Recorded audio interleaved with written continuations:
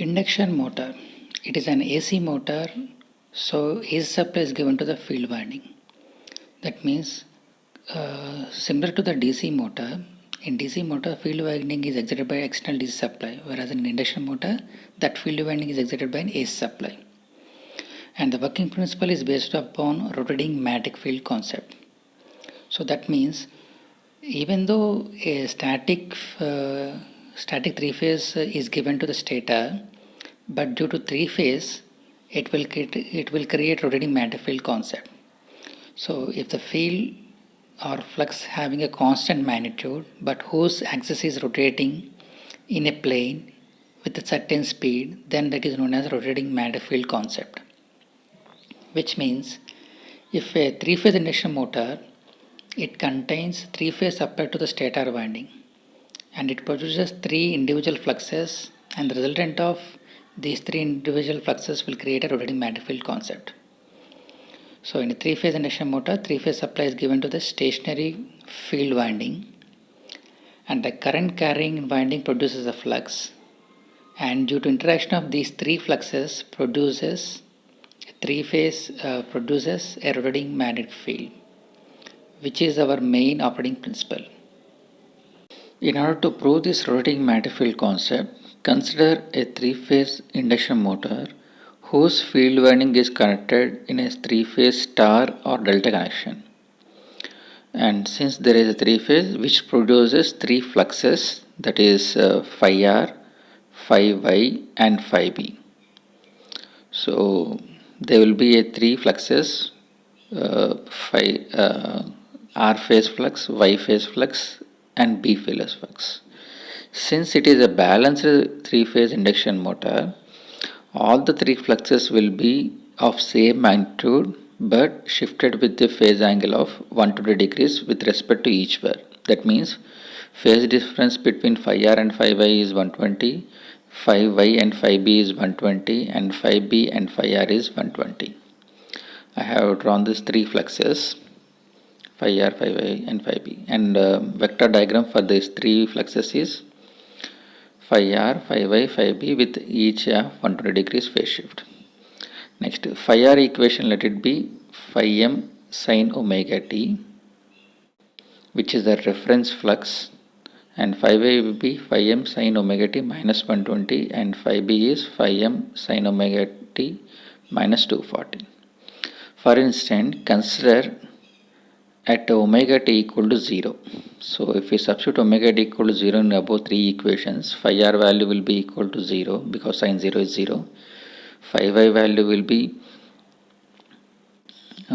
minus root 3 by 2 phi m, that is nothing but minus 0.866 phi m, and phi b will get plus root 3 by 2 phi m. This is about instant omega t equal to 0. Now represent same in the phasor diagram.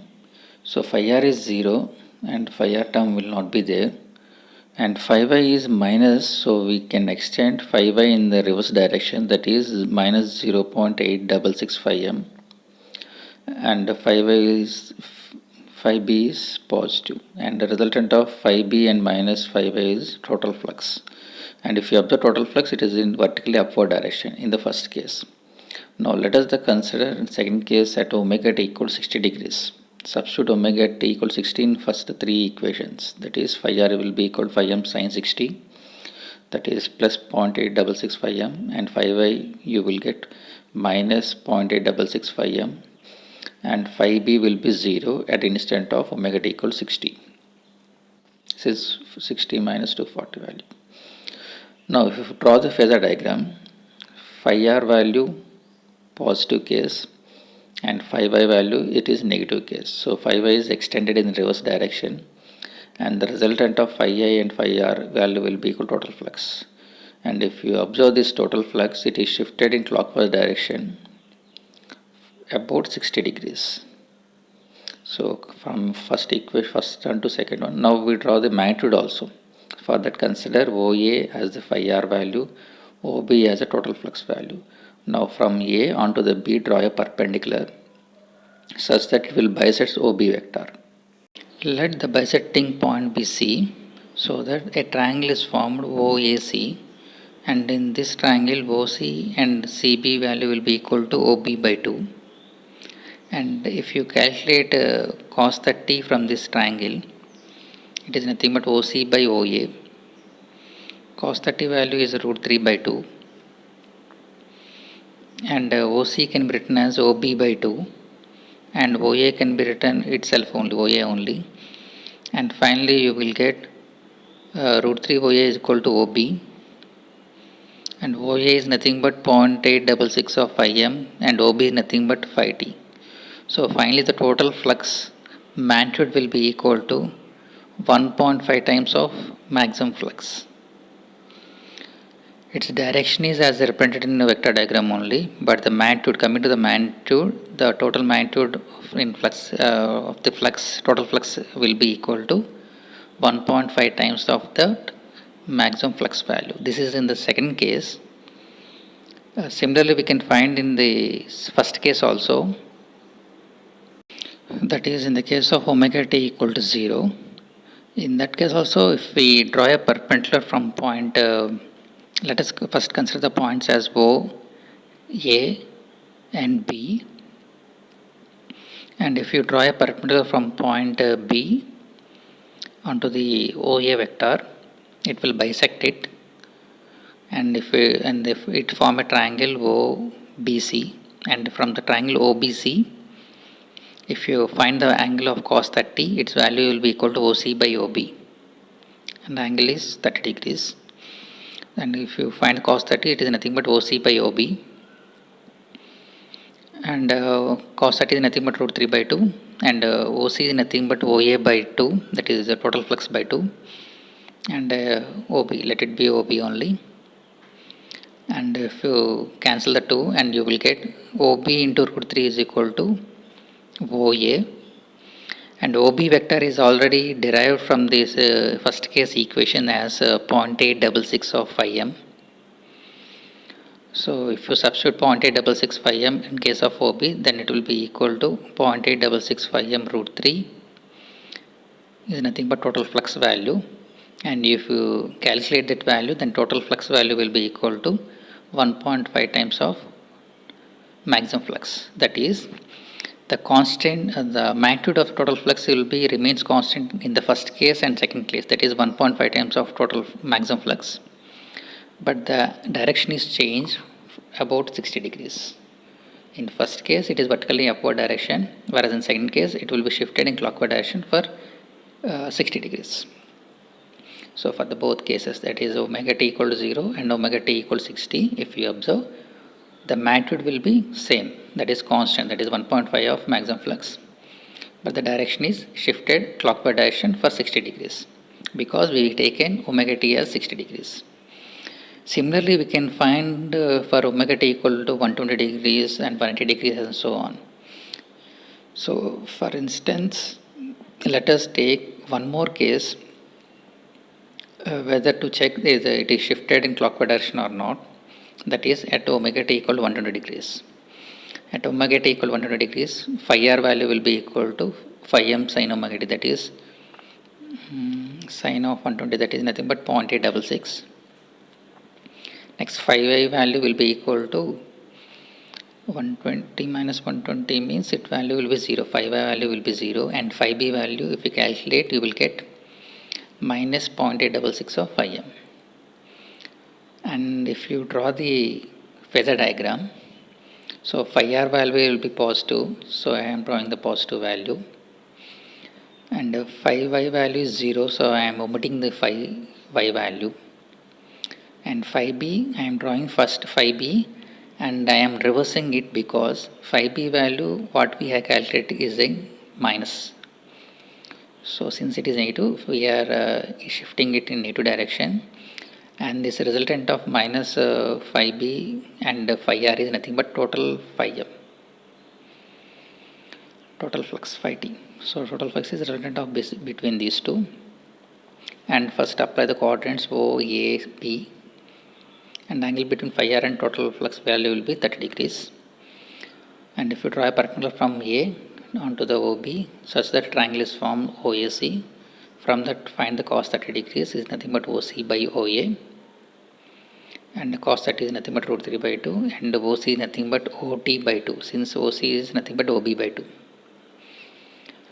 And OA value is 0.866 of Im. And if you calculate and find the total flux value, its value is 1.5 times of Im. So its magnitude is constant, but the direction of total flux value is again shifted in clockwise direction by 60 degrees from second case to third case. So in this manner you can see there are so many cases such that total flux magnitude remains constant, but direction is changing, keeps on changing in clockwise direction. That means it is observed that the magnitude of the total flux is constant, but direction is varying clockwise in each instant, which means the induction motor, due to the stator is supplied with three-phase supply, it is able to produce rotating magnetic field, and this is the main operating principle in induction motor. And if in exam they ask about rotating magnetic field concept, you have to write this one for 3 cases and explain how the total flux is changing in each cases and what is about its magnitude. This is about rotating magnetic field concept. And the field is rotating, the speed at which the flux is rotating is known as synchronous speed, and it is represented with ns. So since the total flux is keep on rotating in clockwise direction, and the speed at which is rotating is known as synchronous speed, ns value, and represented with ns. So generally the synchronous speed value will be equal to 1500 rpm, but it is the speed at which stator winding flux is rotating is known as synchronous speed. And slip speed means it is the difference between stator field speed, that is synchronous speed minus, and rotor field, that is n. So ns minus n is nothing but slip speed. So slip speed means the difference between synchronous speed and rotor speed, and rotor speed generally varying, and it is represented with normal n. So slip speed means ns minus n. And there is one more term that is nothing but slip, represented with s, and slip is nothing but ratio of slip speed to the synchronous speed. Slip speed means ns minus n, and synchronous speed means ns. So finally slip s can be written as ns minus n by ns. So this is also a very important bit. Generally will ask for 1 mark also. Slip means it is the ratio of slip speed minus slip speed to the synchronous speed. ns is nothing but stator speed, and n value is nothing but rotor speed. And initially slip value is equal to 1 because the rotor speed is 0. So n value is 0 means slip value is equal to 1. And this synchronous speed will have another formula to calculate. So the formula for synchronous speed is 120 f by p, where f is the frequency and p is the number of poles. This is another formula for calculating synchronous speed. So ns is equal to 120 f by p. And next, coming to the working principle. So induction motor generally works on a principle of electromagnetic induction, which is nothing but the field will be rotating and the the conductors will be in stationary. The field is actually physically not rotating, but producing field is rotating magnetic field. So magnetic field is rotating and the conductors will be stationary, so the induced EMF will be induced in it, which is nothing but electromagnetic induction. So three-phase stator produces rotating magnetic field which rotates at synchronous speed. This flux cuts the conductor in the rotor and EMF is induced in the conductor. And since the rotor conductors are short circuited, it produces a current whose direction depends upon Lenz's law, that is, effect opposes the cause. In this case, the effect is rotor current which is induced because of short circuiting rotor, and the main cause for producing this rotor current is relative speed between that is magnetic field and the conductor. So to reduce this relative speed, the rotor starts rotating in the same direction as of stator flux, and it tries to catch that rotating magnetic field speed, but never able to maintain that synchronous speed. It will rotate, but it is rotating in below synchronous speed. An induction motor never rotates at synchronous speed, so it is also called as asynchronous motor because n value is less than ns. So it is known as, sometimes this induction motor is also known as asynchronous motor. Next, coming to the construction, induction motor basically consists of two main parts, that is stator and rotor. First one, stator. It is a stationary part. Generally it consists of three-phase winding, so which will act as stator. The stator has a laminated type of construction made up of stap rings, which will keep the iron losses to the minimum value. Because of this lamination, the iron losses will be maintained very minimum value. This is about stator. But coming to the rotor, a rotor is placed inside the stator for a induction motor, and there are of two types. One is squirrel cage rotor and one is slip ring wound rotor. So rotor are of two types. One is squirrel cage rotor and another is slip ring wound rotor. First, let us consider about squirrel cage rotor. As the name indicates, squirrel cage means because it is shape of a gauge. So if you observe this, it will have some cage look structure and will have being copper or aluminum bars, and the end of these bars will be connected with short circuited with end rings. So rotor core is of cylindrical shape. If you observe this, the shape will be cylindrical shape, and these bars are placed in the slots, and these bars are kept in the slots, and these bars are permanently short circuited at each end with the help of copper rings called as end rings. And if you observe the overall shape, since it will look like a cage, it is known as squirrel cage rotor. This is one type of rotor. And if you observe in the squirrel cage rotor, since the end rings are placed by short circuiting, we cannot able to add the external resistance. Whereas in second case, that is a slip ring, we can able to add the external resistance. Since the end rings are placed for short circuiting bars, we cannot able to add external resistance. That is one disadvantage of squirrel cage. Next, coming to the slip ring wound rotor. In this rotor consists of same windings as that of stator only. For a shaft, there will be rotating three-phase supply. So this will connect to the slip rings, and brushes is also there, and some external resistance can also be added. So in this type, a rotor is similar to that of stator construction. The ends of winding is connected to the slip rings, if you observe, and the slip rings will be transfer the power to the brushes and brushes from the external circuit.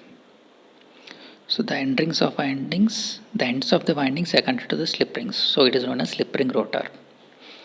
And external resistance can be added with the help of slip rings and brushes set. And whole this one will be on rotating on a shaft. So on the shaft there will be all the structures fixed. This is about the construction of induction motor. After this, we will go for torque slip characteristics of induction motor. Generally, it is a very important topic about torque and slip. The torque equation of a three-phase induction motor is given by T equal to some constant K into S E2 square R2 divided by R2 square plus S X2 square. This is the torque equation. Generally, in your syllabus, it is not the derivation. Just remember the equation only. Since it is torque, the units will be Newton meter, where S is the slip of the induction motor, and R2 is the standstill resistance, and X2 is the standstill reactance of an induction motor.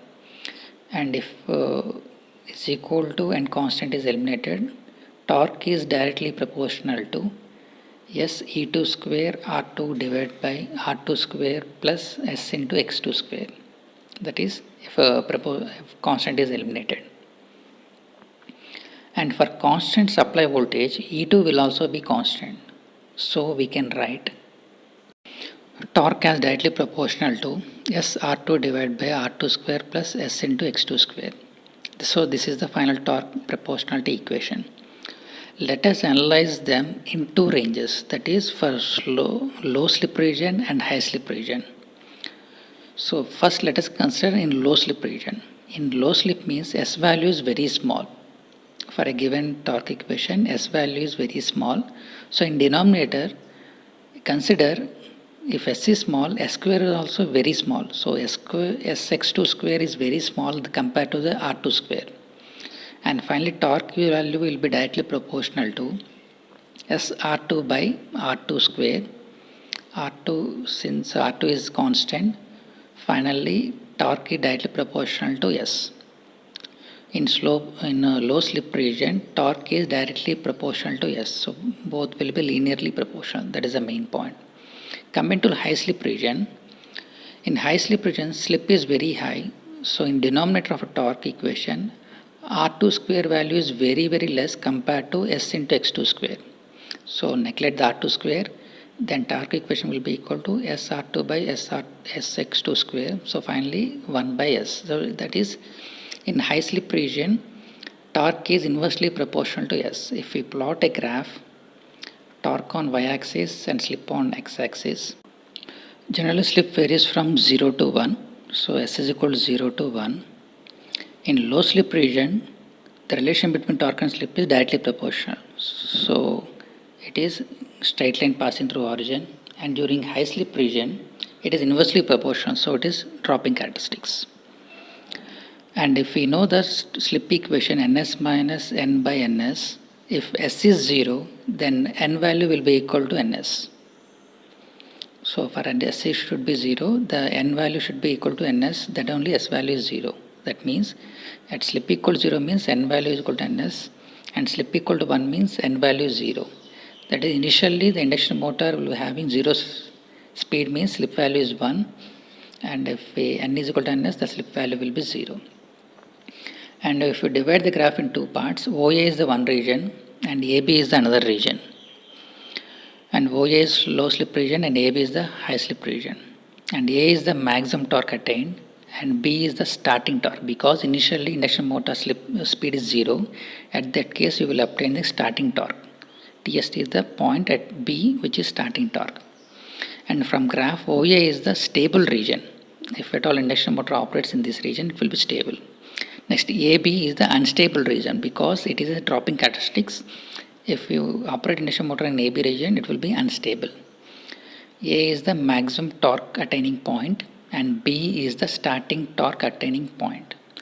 So this is about torque slip characteristics of an induction motor. Next, coming to the losses of induction motor. So there will be stator iron losses, stator copper losses, rotor iron losses, rotor copper losses, and mechanical losses.